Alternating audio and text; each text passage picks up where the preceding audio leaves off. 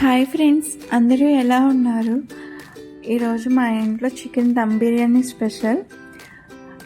నాకులా YouTube చూసి రాన్ dishes నేర్చుకున్న వాళ్ళు ఎవరైనా ఉంటే లైక్ చేసి కామెంట్ చేసేసేయండి. నాకు రాన్ డిషెస్ చేసిన అది ఫస్ట్ టైం చేసిన. ఎప్పుడు చేసినా సరే ఇప్పటి వరకు అయితే ఏది ఫెయిల్ అవ్వలేదండి, అన్నీ సక్సెస్ఫుల్ చేశాను.